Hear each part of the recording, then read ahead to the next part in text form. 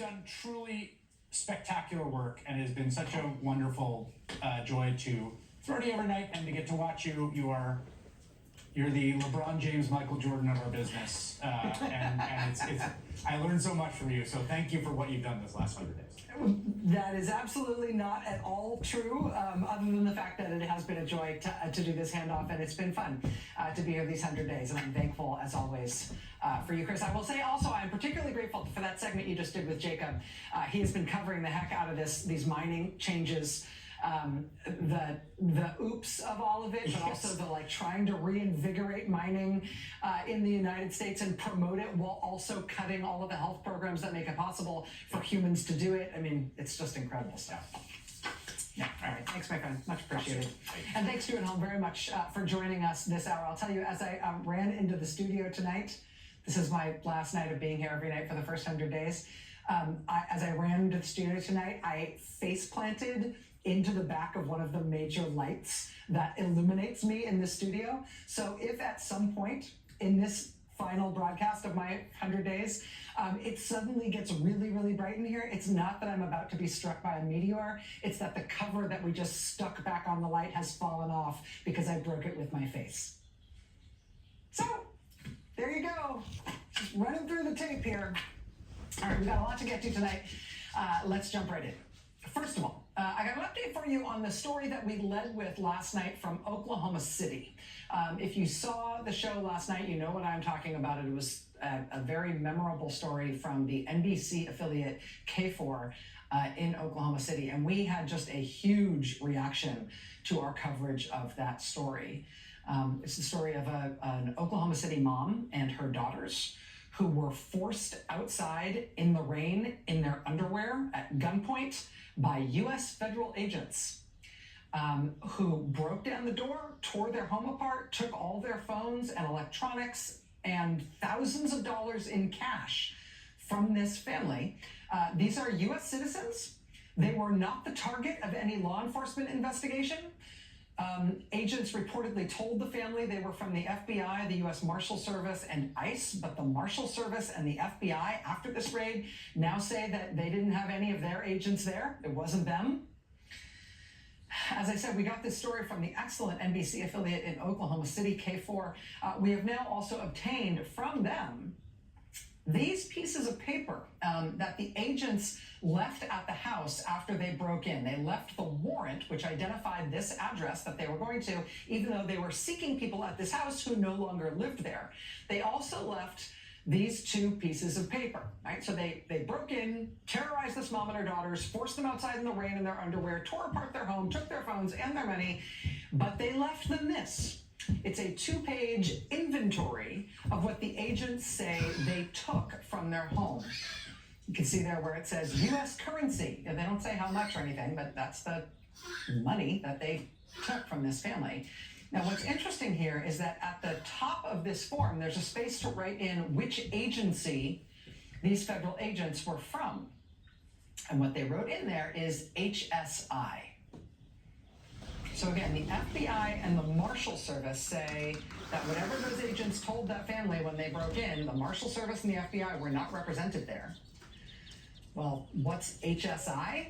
The agency that filled out this inventory of all the stuff that was taken from this family? HSI is Homeland Security Investigations, which is a very low profile but very large group of armed agents within the Department of Homeland Security. It is a large agency. They have thousands of agents. They are basically a huge federal armed force with no public profile. The Trump administration appears to be using them for all kinds of things. They don't seem to have a very clear remit, and like I said, the public mostly has never heard of them. Have you ever heard of this agency before, HSI? Do you, for example, know who's in charge of HSI? Who's the head of it? Do you know who you'd call if agents from HSI broke into your house, even though they concede they were looking for somebody else and not you, and you're not the target of any investigation? Well, we found out who, technically, at least, is in charge of HSI, this acting executive associate director of Homeland Security Investigations. We have been trying assiduously to get in touch with him, to try to get a comment on this story and on the reported behavior of these HSI agents in Oklahoma City. Specifically, we're trying to find out what exactly this Oklahoma City mom is supposed to do to get her money back and all of her family's stuff back, let alone to get her house repaired, after these federal agents broke through the doors and tore apart everything inside and terrorized this family, even though, again, they were not the targets of any investigation. They are U.S. citizens. HSI did not return any of our calls. Homeland Security, more broadly, is not addressing those questions from us either. We will keep trying. Also, you might remember this case of Mohsen Maddow, which we've covered a few times on the show in the last few weeks. He's a university student who is a legal permanent resident. He has a green card. He turned up for his citizenship interview in Vermont, and masked federal agents swooped in on his citizenship interview and arrested him and took him away. We now know that the agents who arrested him at that citizenship interview were also HSI, were also this same armed division within Homeland Security. That detail, that it was HSI agents, was confirmed in a court document today, in a court ruling today, in which Mohsen Maddow was set free. This young man lives in Vermont, even though he is a legal resident of the United States and has not been charged with any crime. He was worried that Trump was going to try to arrest him because of his participation in protests over the war in Gaza. His friends and his community in Vermont made a plan in advance to prepare for just such an emergency in case it came to pass. They'd set up a group text in advance so they could respond rapidly if Trump's agents came to arrest Mr. Maddow. When it in fact happened at his citizenship interview, his friends, his supporters in Vermont, they made sure he was not alone. They filmed his arrest. They notified the media. They notified his lawyers, who were able to act very, very quickly, and only because they were able to act so quickly were they able to get a judge to block the Trump administration from flying Mohsen Maddow across the country to one of these black site immigration prisons in Louisiana. That judge's quick order kept Mr. Maddow in Vermont. Since then, Vermont U.S. Senator Peter Welch not only spoke out on his behalf, as did the other members of Vermont's congressional delegation, but Senator Welch also went to Colchester, Vermont, and visited him in the prison where he was being held. Vermonters turned up again and again and again, protesting on Mr. Maddow's behalf at the state capitol in Montpelier and at the prison where he was being held. And today they got him out. And that support for him among his community in Vermont was referenced again and again in the ruling today, setting him free. Let me just read you a little bit from that ruling. It's pretty remarkable. Quote, through counsel, Mr. Maddow filed a motion for release on April 22nd. That motion is supported by over 125 letters of support from professors, neighbors, fellow students, and others who know him well.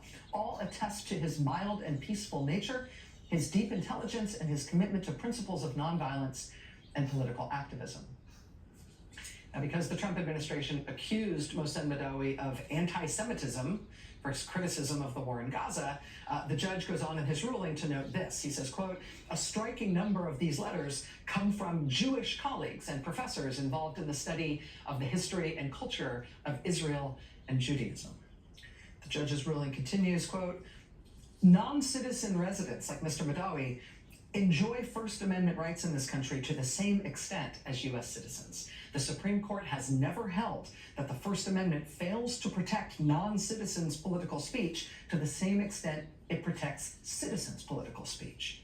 That includes the right to be free from retaliation for the exercise of First Amendment rights. The judge says, quote, people who know Mr. Maddow describe him as a peaceful figure who seeks consensus in a highly charged political environment. But even if he were a firebrand, his conduct is protected by the First Amendment. The judge says, quote, this court also considers the extraordinary setting of this case and others like it. Legal residents not charged with crimes or misconduct are being arrested and threatened with deportation for stating their views on the political issues of the day. The judge says, quote, our nation has seen times like this before. especially during the Red Scare and the Palmer raids of 1919 and 1920, which led to the deportation of hundreds of people suspected of anarchist or communist views. Similar themes were sounded during the McCarthy period in the 1950s, when thousands of non-citizens were targeted for deportation due to their political views. The judge in his ruling then cites a famous Supreme Court dissent that called out, quote, the menace to free institutions inherent in procedures of this pattern. The judge today says, quote, the wheel of history has come around again, but as before, these times of excess will pass. Quote, Mr. Maddow has strong ties to the Vermont community where he owns a home. He is a full-time student who has been accepted into a graduate program. He has deep connections to professors, his faith community, and, it would appear, a great many friends. Mr. Maddowi's release is in the public interest. His continued detention would likely have a chilling effect on protected speech, which is squarely against the public interest. Continuing to detain him would not benefit the public in any way, as he appears to be neither a flight risk nor a danger to the community. Mr. Maddowi's release will benefit his community, which appears to deeply cherish and value him. This court, therefore, declines to stay its order pending appeal and instead requires Mr. Maddowi's immediate release. Whereupon his friends and neighbors who had packed the courtroom and held silent throughout the judge's ruling from the bench, they reportedly could not contain themselves anymore, and according to the New York Times reporter who was in the room, they burst into applause. And then Mohsen Maddowi was set free and walked out of the courthouse. So it is not an idle question, right? It is not a hypothetical question to ask, what are the plans in your town for when Trump's agents come and arrest somebody from your church or your school or your neighborhood, right? In the Mohsen Maddowi case, we've got this sort of case study. They would not be setting him free if Trump was able to spirit him away to Louisiana. They weren't able to spirit him away to Louisiana because they acted fast. And they were only able to act fast because they had planned in advance what they would do if, in fact, Trump's masked agents did come in and arrest this young man. In advance, they made a text chain. They made a network. They called lawyers. They made a plan. And now he's free. And this isn't the only time it has worked. You might remember at the beginning of this month, we saw it in Sackett's Harbor. Sackett's Harbor, New York. Do you remember this? This small town where a mom and her 3 kids were taken by Trump's immigration agents. And the school district where the kids were all in school, and the churches in that town, and the whole town of Sackett's Harbor, New York, they all came out to demand that those kids and their mom be released. This is a town where there aren't even 1,400 people. The population of this town is like 1,360 people. More than 1,000 people came out in that town and marched and protested to get that mom and her kids home. And they got them home.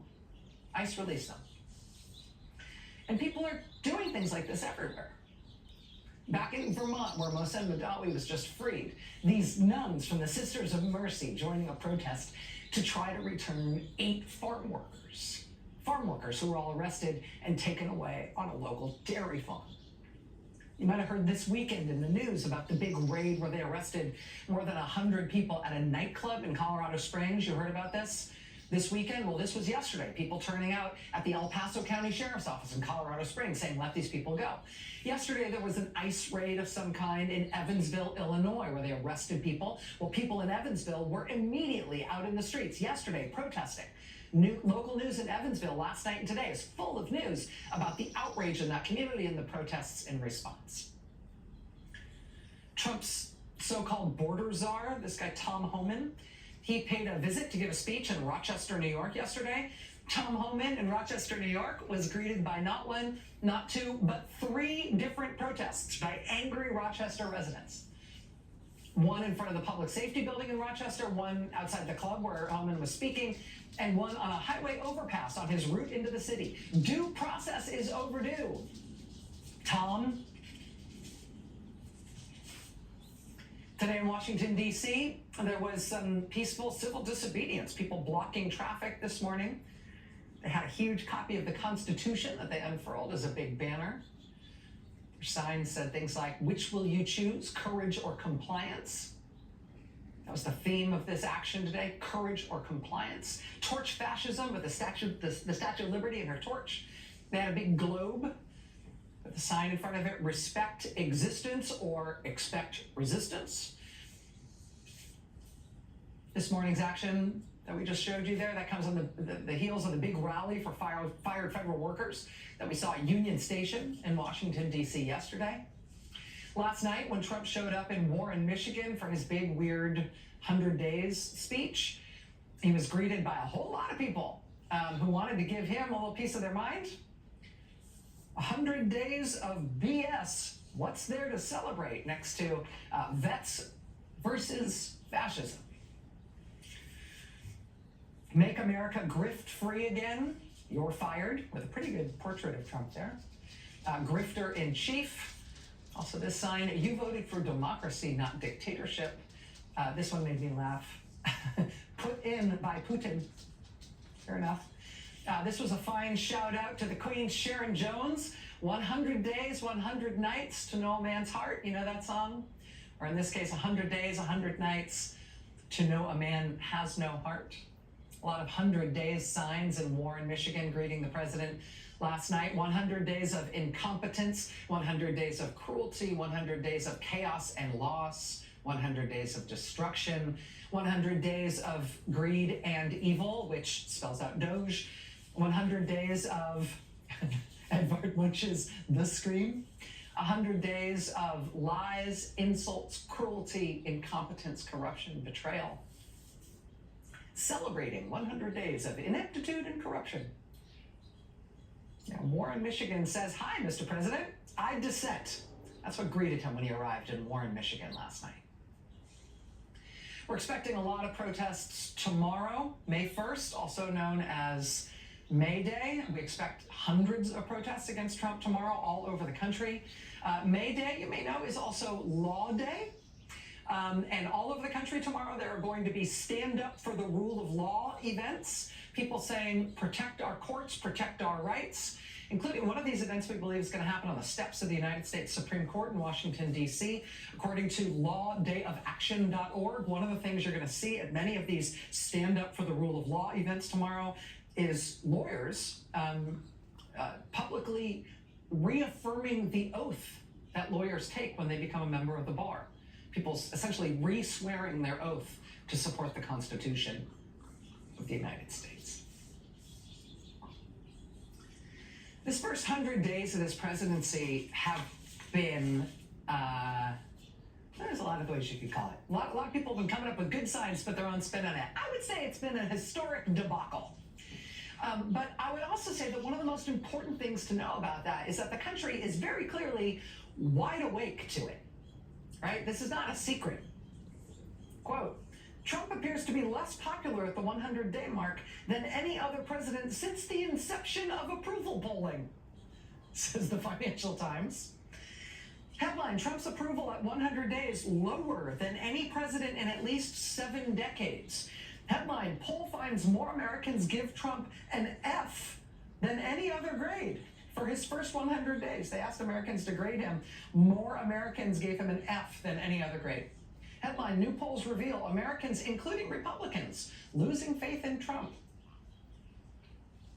And you pile on top of that the economic judgment that is pouring in now in reaction to Trump's bizarre economic policy decisions. Donald Trump's first 100 days marked worst for U.S. stock market since Gerald Ford. U.S. stocks have underperformed the rest of the world this year by the widest margin in more than 3 decades, as Trump's erratic policymaking sparks an investor exodus from American assets. Quote, U.S. economy shrinks 0.3% in the first quarter as Trump trade wars disrupt businesses. U.S. economy shrank in early 2025 as Trump tariffs sapped growth. I mean, it's bad. I would say it's an historic debacle.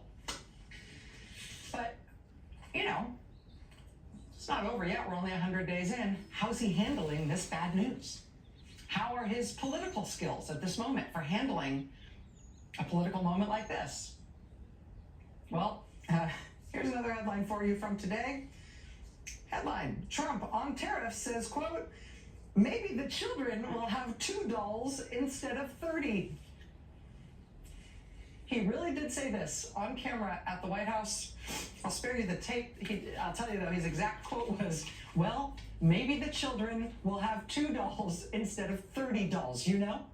And maybe the 2 dolls will cost a couple of bucks more than they would normally. So that's a little snapshot of the president's political skills right now.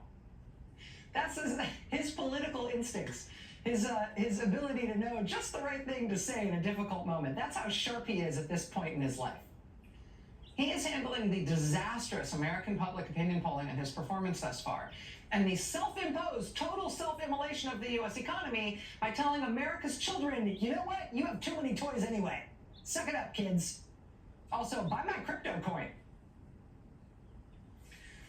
You can maybe tie it all up in a bow with this new polling from the Public Religion Research Institute.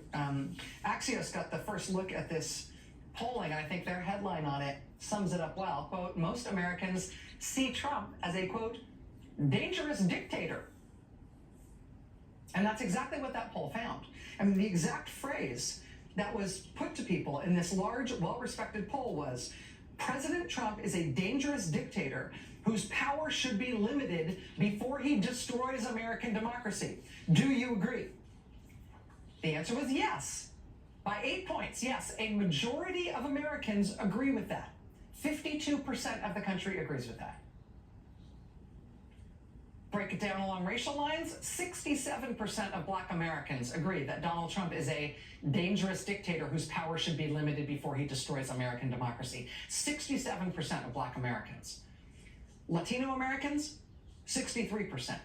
Asian American or Pacific Islander, 58%. It's only white people among whom a majority do not agree with that statement, but even among white people, it's still 45%. A dangerous dictator whose power should be limited before he destroys American democracy.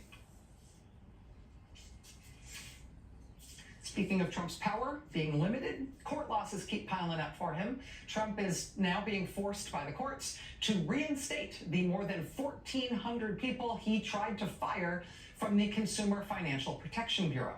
Trump has also just been ordered to pay Radio Free Europe and Radio Liberty the $12 million in grant funding they were owed in April, according to their congressional appropriation, that Trump nevertheless was refusing to pay out.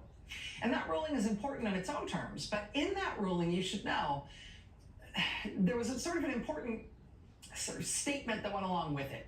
Language in the ruling from the judge in this case, who is a very conservative 81-year-old Ronald Reagan appointed judge in Washington. He closed his ruling in this case by noting that the constitutional paradigm that mandates that Trump can't block this funding that was approved by Congress, that constitutional paradigm, in the judge's words, is, quote, a framework that has propelled the United States to heights of greatness, liberty, and prosperity unparalleled in the history of the world for nearly 250 years. If our nation is to thrive for another 250 years, each co-equal branch of government must be willing to courageously exert the authority entrusted to it by our founders.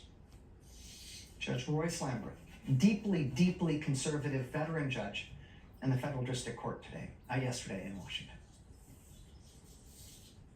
What a time, right? I mean, this is the end of the 100 days. This is the start of the second 100 days. And here's Donald Trump, less popular than any president has been at this point in his presidency since the dawn of modern polling. He's like blaming Joe Biden for everything he's doing. He's complaining that the polls must be fake, all of them. He's telling America's kids that, you know what, they've had it too good and that's about to change. While meanwhile, the courts are finding their voice and the people never lost theirs in the first place. Second 100 days. The country seems like we're ready. Tonight, we're just getting started. Lots to come tonight. Stay with us.